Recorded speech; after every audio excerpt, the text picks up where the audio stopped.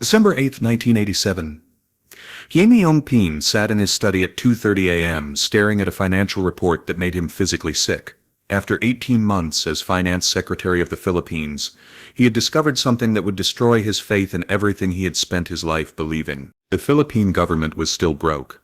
Not just poor, broke. Despite Ferdinand Marcos being gone for almost 2 years, despite all the promises of reform, despite international aid pouring in, the country was drowning in debt that would never be repaid. And worse, Jaime Ongpin had just realized why. The new government wasn't just inheriting Marcos's debts, they were creating new ones. The very people who had promised to clean up the Philippines were already learning to steal like the man they had replaced. 7 hours later, Jaime Ongpin would be found dead in his home, a single gunshot wound to the head. The most honest man in Philippine politics had chosen death over watching his country be robbed again. This isn't just the story of a man's suicide.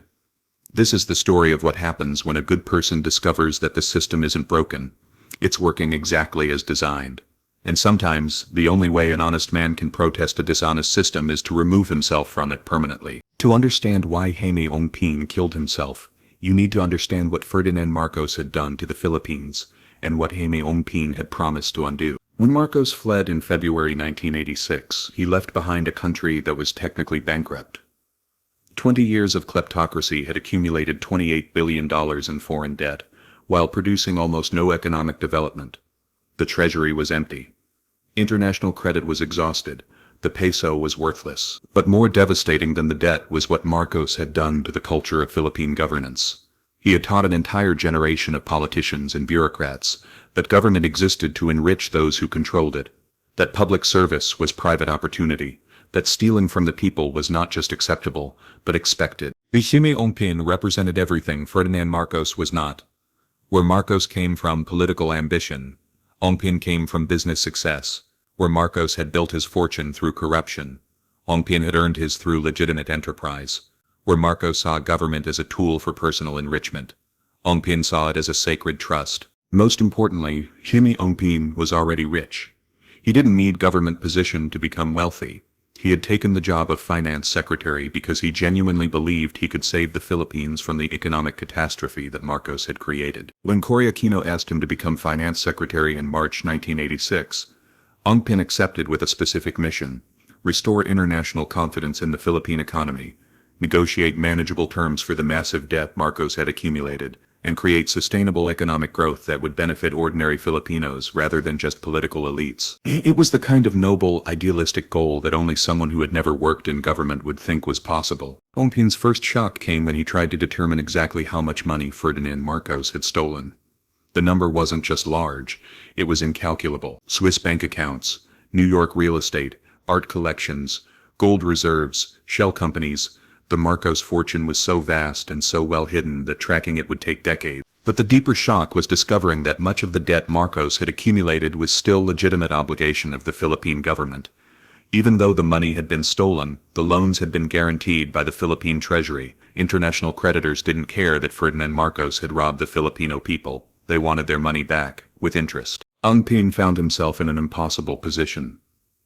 He was trying to restore the credit of a government that had been systematically looted, using tax revenue from people who had been systematically impoverished to pay debts that had been accumulated by systematic theft.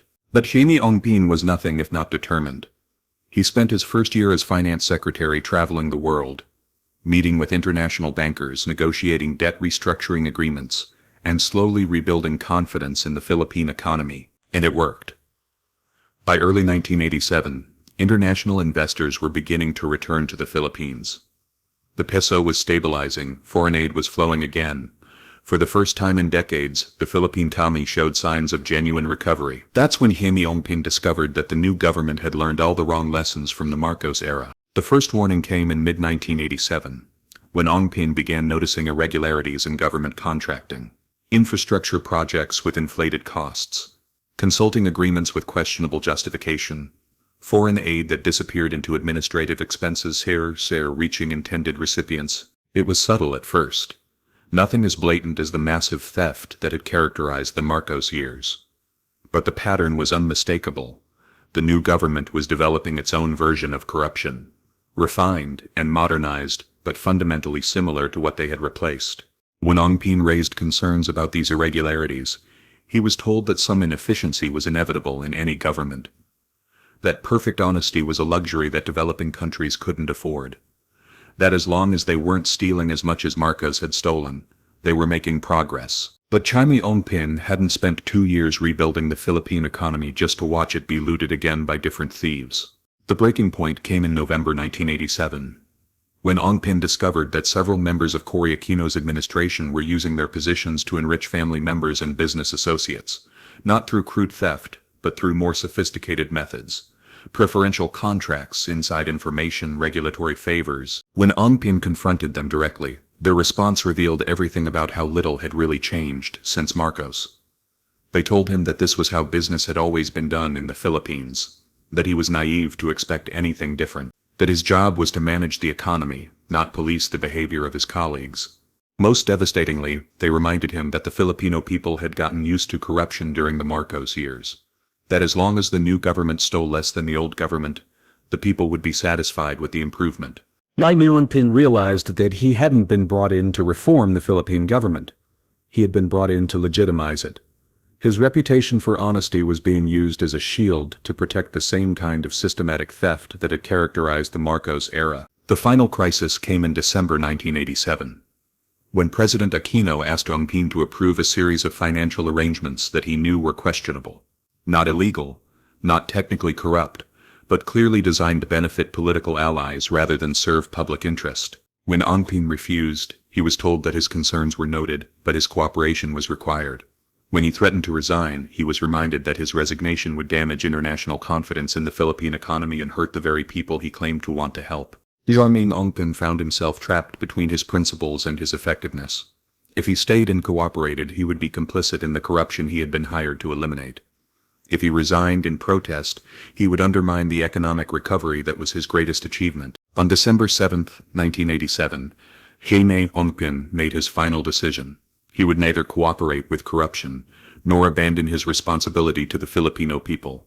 He would remove himself from the equation entirely. That evening he wrote letters to his family explaining his decision. He wrote a resignation letter to President Aquino, detailing his concerns about the direction of her administration, and he wrote a final statement that was never made public, explaining why he believed that sometimes the most patriotic thing a government official could do was refuse to serve a government that was betraying its people. The next morning, December 8, 1987, Jaime Ongpin was found dead in his study. The official cause of death was suicide. No investigation was conducted into the corruption he had added. His resignation letter was never released to the public. His warnings about the direction of the Aquino administration were ignored. Within months of his death, several of the financial irregularities Ongpin had identified became public scandals. International investors began losing confidence in the Philippine economy again. The peso resumed its decline. The cycle of debt and corruption that Ongpin had tried to break continued. The tragedy of Jaime Ongpin wasn't just that he died. The tragedy was that he died knowing that his death would accomplish nothing, that the Philippines would continue to be governed by people who saw public service as either opportunity, that Ferdinand Marcos had won even from exile, because he had taught an entire political system that corruption was inevitable and honesty was naive. But perhaps the greatest tragedy was that Jaime Ongpin's story became a warning to other honest people who might consider government service. If the most respected businessman in the Philippines couldn't reform the system from within, if his integrity had been used against him rather than for the country, then what hope did anyone else have? The contest between Ferdinand Marcos and Jaime Ongpin wasn't really a contest between two men.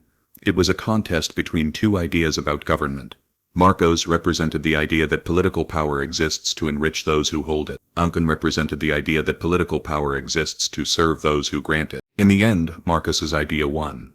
Not because he was stronger than Ongpin, but because he had created a system that corrupted everyone who tried to work within it. Even people who entered government with the best intentions found themselves forced to choose between their principles and their effectiveness. Jaime Ongpin chose his principles, but he also chose to remove himself from a choice that he found morally unbearable. Today, the Jaime Ongpin story is rarely told in the Philippines.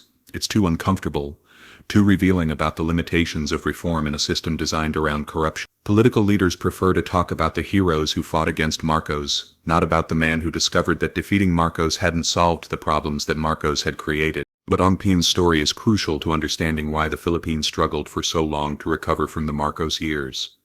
It wasn't just the debt or the economic damage, it was the cultural damage, the normalization of corruption, the expectation that government officials would steal, the cynicism that made reform seem impossible. Ferdinand Marcos didn't just steal money from the Philippines, he stole something more valuable, the belief that government could serve the people rather than exploit them. And that theft continued long after Marcos himself was gone. Jaime Ongpin died trying to restore that belief. His failure wasn't a personal failure, it was a systemic failure.